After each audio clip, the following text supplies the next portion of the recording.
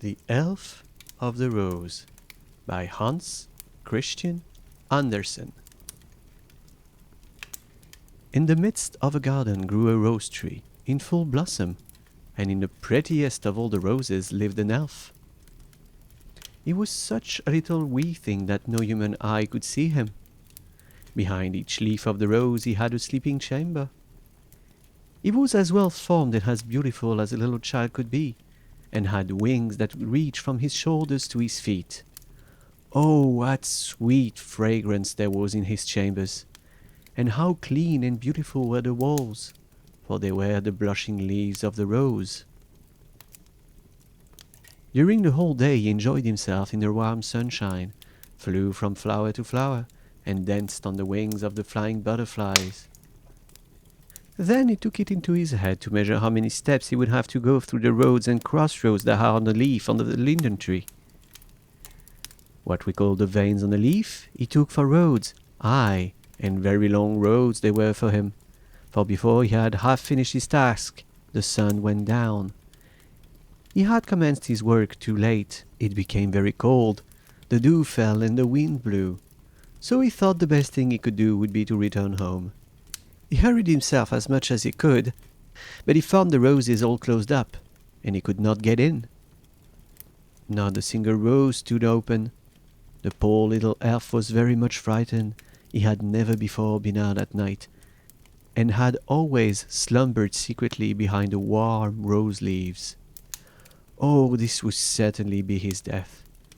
At the other end of the garden, he knew there was an arbor, overgrown with beautiful honeysuckles. The blossoms looked like large painted horns, and he thought to himself he would go and sleep in one of these till the morning. He flew thither, but hush! Two people were in the arbor, a handsome young man and a beautiful lady. They sat side by side, and wished that they might never be obliged to part. They loved each other much more than the best child can love its father and mother. "But we must part," said the young man. "Your brother does not like our engagement, and therefore he sends me so far away on business, over mountains and seas. Farewell, my sweet bride, for so you are to me." And then they kissed each other, and the girl wept, and gave him a rose. But before she did so, she pressed a kiss upon it so fervently that the flower opened. Then the little elf flew in, and leaned his head on the delicate fragrant walls. Here he could plainly hear them say, "Farewell, farewell," and he felt that the rose had been placed on the young man's breast. Oh, how his heart did beat! The little elf could not go to sleep, it thrummed so loudly. The young man took it out, as he walked through the dark wood alone, and kissed the flower so often and so violently that the little elf was almost crushed. He could feel through the leaf how hot the lips of the young man were, and the rose had opened, as if from the heat of a noonday sun. Then came another man, who looked gloomy and wicked. He was the wicked brother of the beautiful maiden. He drew out a sharp knife, and while the other was kissing the rose, the wicked man stabbed him to death, and then cut off his head, and buried it with the body in the soft earth under the linden tree.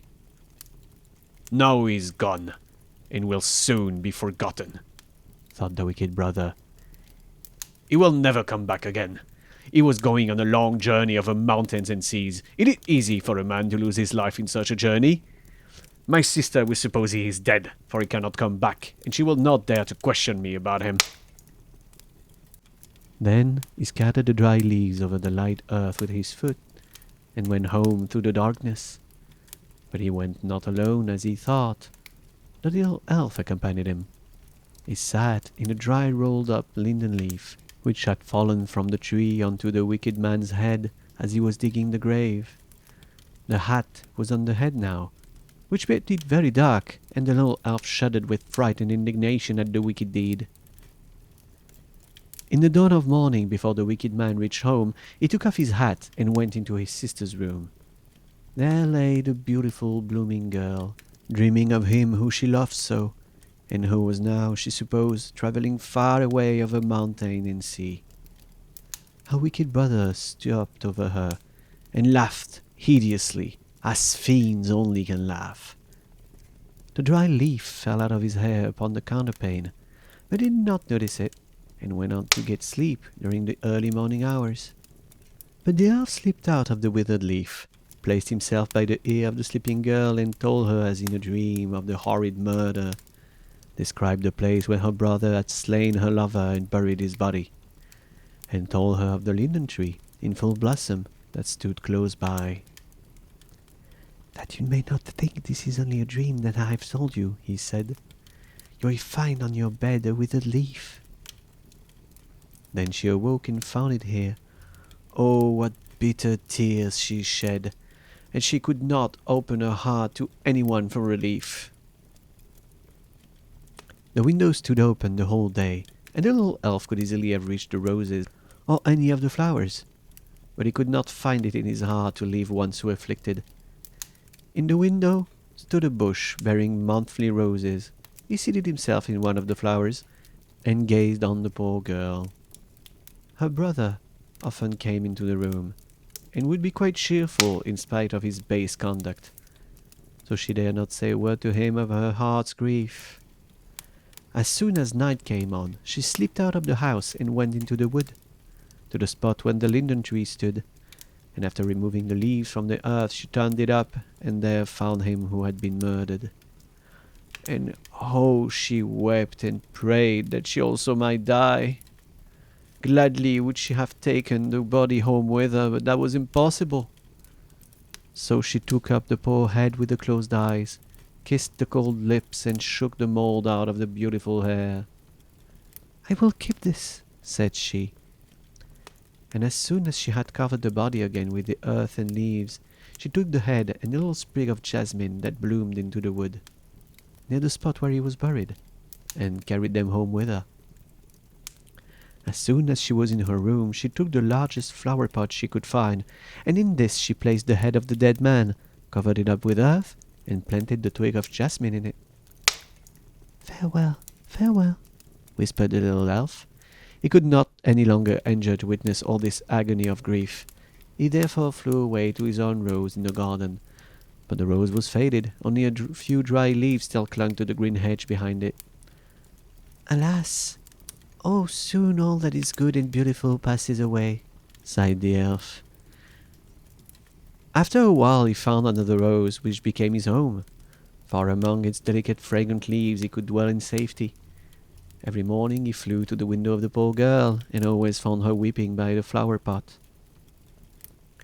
The bitter tears fell upon the jasmine twig, and each day, as she became paler and paler, the sprig appeared to grow greener and fresher. One shoot after another sprouted forth, and the little white buds blossomed, which the poor girl fondly kissed, but her wicked brother scolded her and asked her if she was going mad. He could not imagine why she was weeping over that flower pot, and it annoyed him.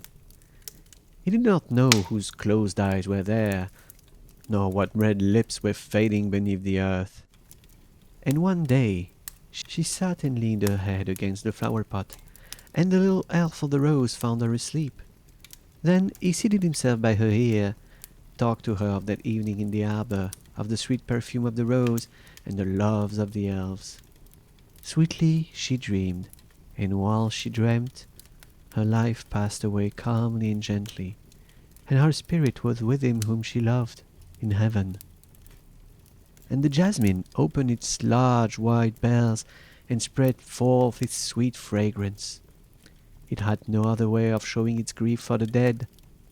But the wicked brother considered the beautiful blooming plant as his own property, left to him by his sister, and he placed it in his sleeping room, close by his bed, for it was very lovely in appearance, and the fragrance sweet and delightful. The little elf of the rose followed it, and flew from flower to flower, telling each little spirit that dwelt in them the story of the murdered young man, whose head now formed part of the earth beneath them, and of the wicked brother and the poor sister. "We know it," said each little spirit in the flowers. "We know it, for have we not sprung from the eyes and lips of the murdered one? We know it, we know it."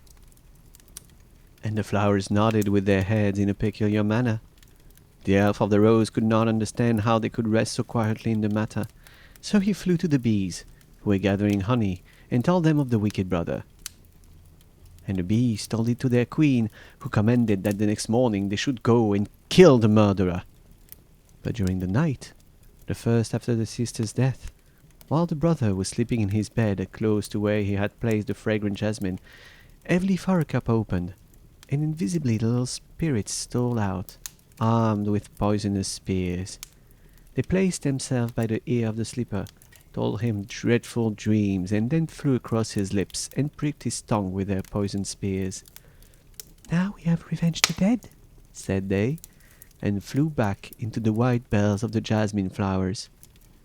When the morning came, and as soon as the window was open, the rose elf with the queen bee and the whole swarm of bees rushed in to kill him.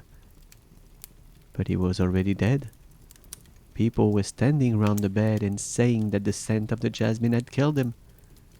Then the elf of the rose understood the revenge of the flowers, and explained it to the queen bee, and she, with the whole swarm, buzzed about the flower pot. The bees could not be driven away.